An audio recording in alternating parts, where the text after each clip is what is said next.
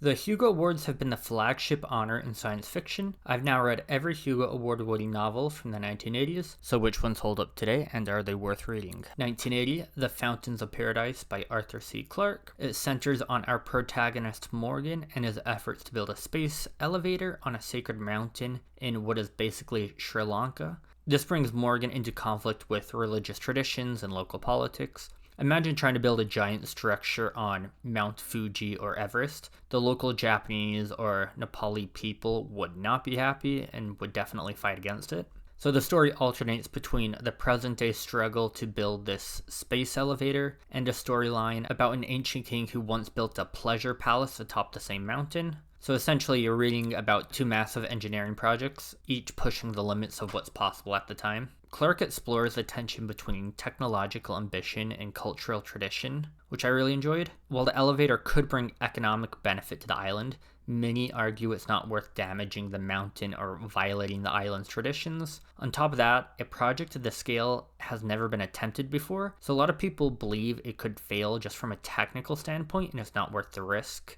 It's very much a hard sci-fi book. It feels grounded and realistic. A project of that scale would require navigating layers of politics, red tape, and a cultural resistance. One thing I appreciate about Clarke is that he tends to focus on one big sci-fi idea and executes it really well. But the book feels dry, especially when it comes to character development and tone. I enjoyed it, but overall I thought it was just okay. 1981, The Snow Queen by Joanne de Vinci.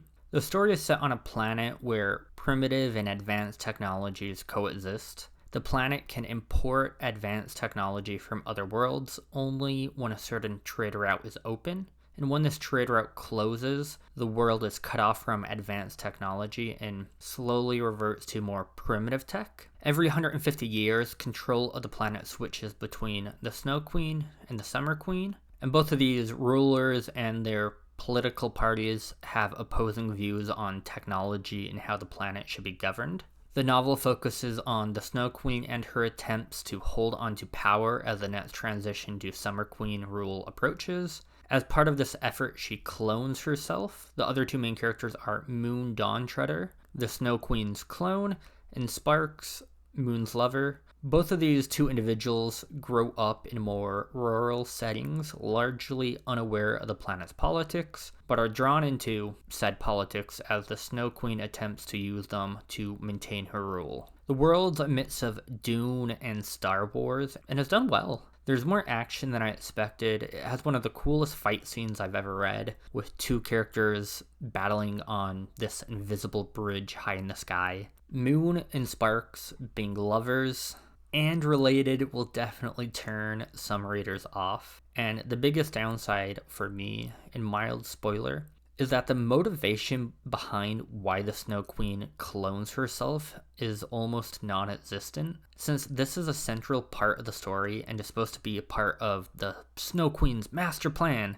I was expecting a big reveal or deeper explanation. The book has a lot going for it, but I think it just kind of falls flat in terms of the grand plot. 1982, Downbelow Station by C.J. Cherryh. An interstellar war is raging and a space station finds itself caught in the middle. Both the station and the planet it orbits hold immense strategic value. The people who run the space station do everything they can to keep out of the war, knowing that if they fail, the traders, civilians, and refugees living on the station could all die. In essence, a war is underway, and the space station and the people aboard are trapped between shifting powers. The book features a large cast of characters and factions, giving the reader insight into a wide range of motives, schemes, and agendas. It captures the feel of an interstellar war through the lens of everyday people. It emphasizes that while wars are often framed as two opposing sides, there are always innocent, defenseless lives caught in the crossfire. Because of this, I found myself caring less about the war and simply hoping that the station and its people would survive. Honestly, my main critique of the book is it struggles with its pacing. A novel over 500 pages long shouldn't need to front load a large info dump of universe lore in the opening pages. that information should be woven into the story through the characters, or the book itself should just be shorter. 1983, Foundation's Edge by Isaac Asimov. This is the fourth book in the Foundation series, and you should read the previous 3 before starting it.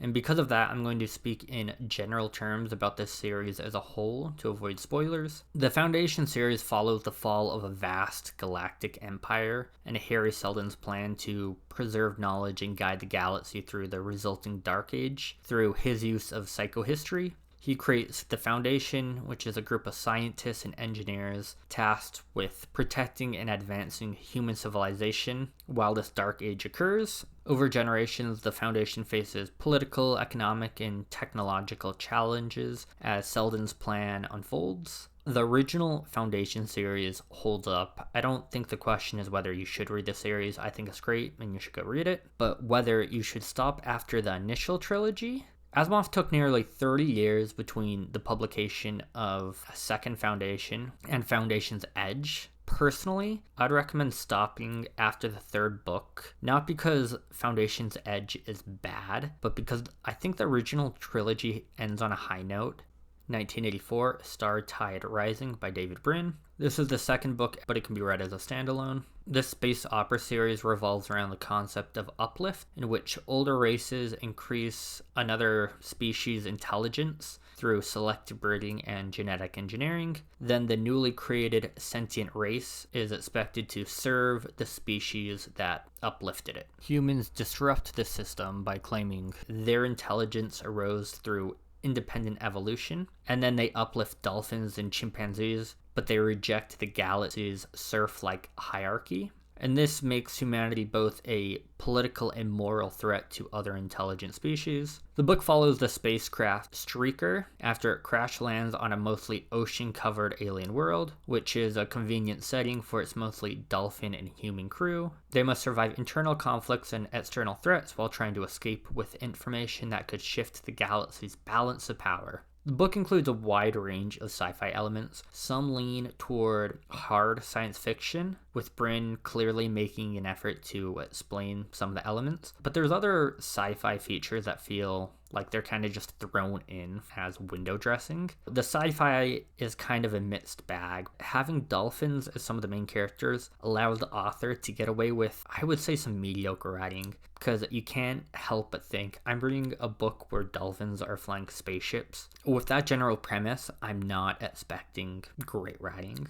1985, Neuromancer by William Gibson. The story follows Case, a washed-up hacker in a dystopian cyberpunk future. After a job goes wrong, his nerve system is fried, and he can no longer jack into cyberspace until a mysterious figure offers to fix him in exchange for his hacking skills on a dangerous mission. Honestly, the plot and tech feel a bit tropey now. I think most people have seen movies like The Matrix and Tron, and then the general premise of a hacker being recruited by a shadow organization has been done and improved on many times since. That said, the book is unapologetically written, and you can't help but respect it. It's full of slang, jargon, and much of the tech still feels cool and futuristic. There's sex, drugs, and violence, and maybe they're not necessary for the plot, but they reinforce the book's gritty aesthetic, the neon-lit streets and rain-soaked alleyways, and a sense of high-tech decay, where society is so plugged into technology that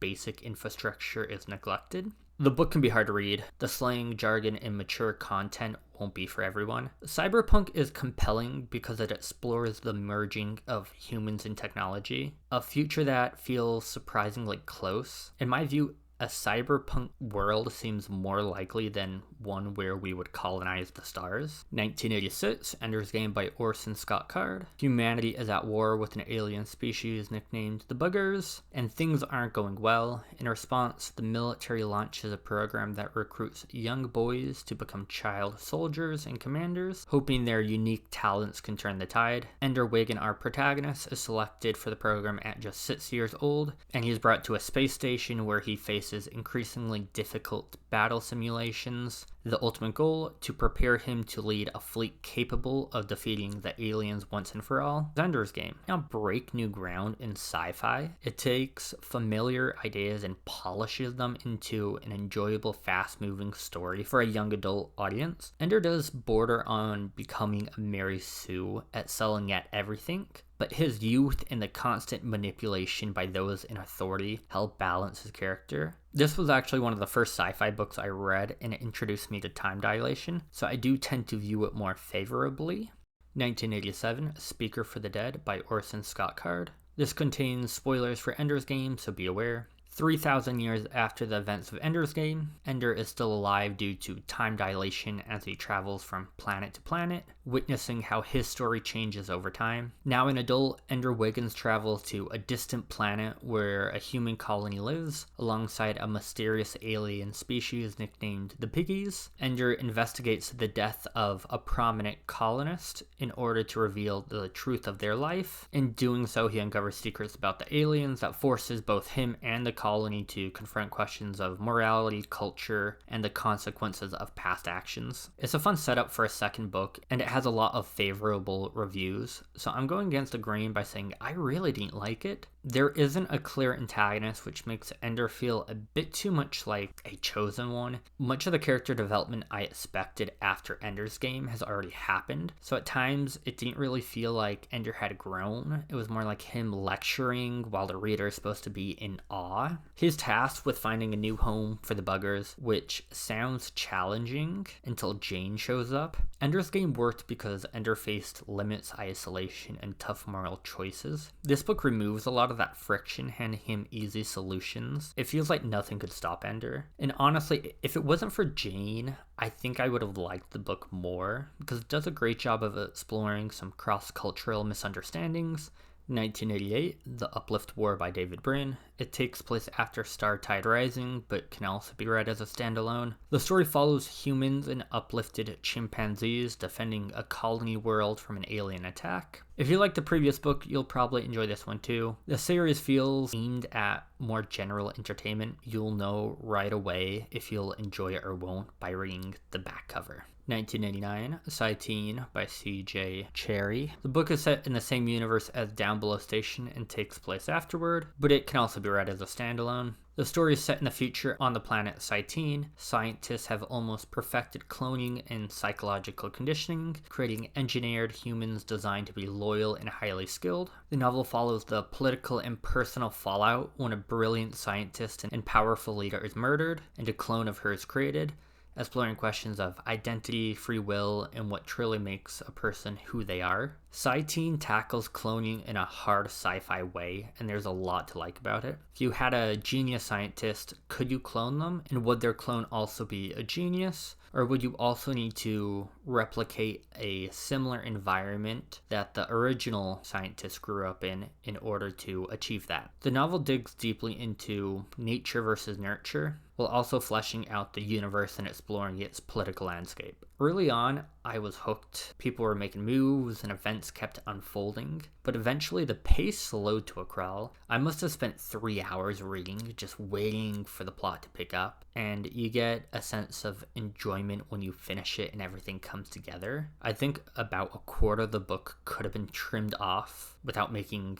that much of a difference. So how do they stack up compared to each other, and which books do I think have held up? And when I say a book does hold up, I mean the ideas and characters still feel fresh, and if it was released in the last 10-15 years, it would still sell fairly well. So the Fountains of Paradise and Foundation's Edge are both good, but in some ways I feel like they're carried more by the author's reputation than by the books themselves. So if you're not planning to read extensively from the authors, I'd recommend just checking out their more popular works, Childhood's End and the original 3 Foundation books. Downbelow Station feels like a good entry point into the author's universe, and then Cyteen is impressive if you manage to finish it. Cherry seems like a great writer who has a pretty bad editing process, and she's just focused on writing more books, because I think both of these books could have been shortened by like 25% For David Brin, I was expecting the series to be more tightly connected, and while it's not pulp, it does have a pulpy vibe at times. I thought the series was fun, but with so much entertaining sci-fi and fantasy being published now, I think it's just hard to recommend. Snow Queen had some awesome moments, but it failed to justify the main plot point revolving around the cloning, which kind of killed its readability for me.